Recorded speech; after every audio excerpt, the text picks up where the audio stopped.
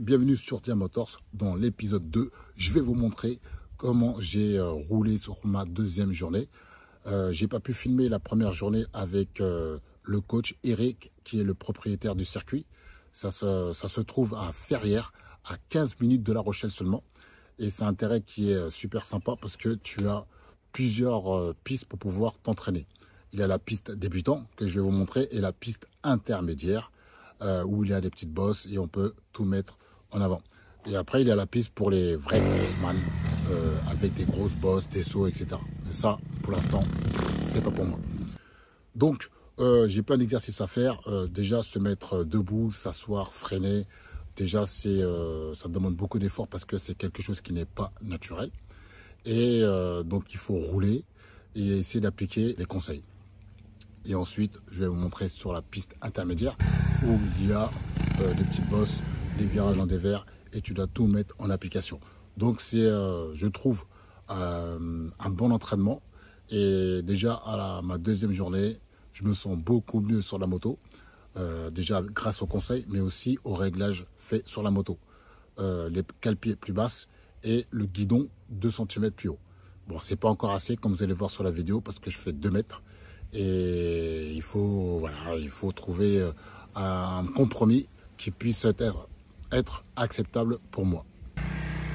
C'est parti sur le circuit d'initiation. Ce que je devais faire là, c'était de me mettre debout et m'asseoir sur les décélérations. Donc là, on est sur le grand virage. On a une légère descente. C'est d'accélérer, aider. Comme là, mais là j'ai bloqué la roue, m'asseoir et ensuite me relever. C'est d'enchaîner les tours pour pouvoir comprendre comment la moto se comporte et comment utiliser son corps. Comment utiliser son corps sur les virages, lors des accélérations, mais aussi des décélérations. Donc c'est pas naturel, donc il faut trouver, le bon dosage. Et donc il faut du roulage, roulage, roulage, roulage.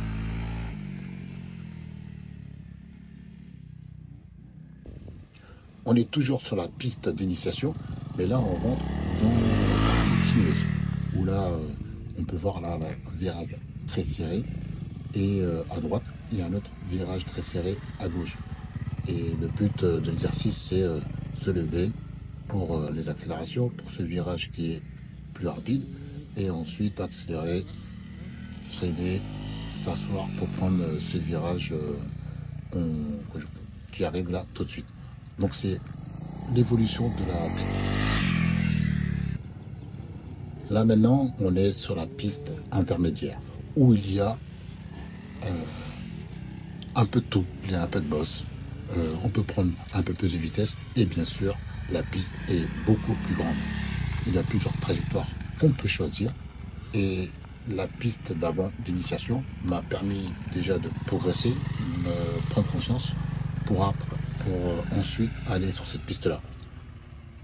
Là, c'est la fin de la séance, je me sens beaucoup plus à l'aise parce que je peux vous dire que la première fois que j'ai roulé sur cette piste-là, c'était une catastrophe.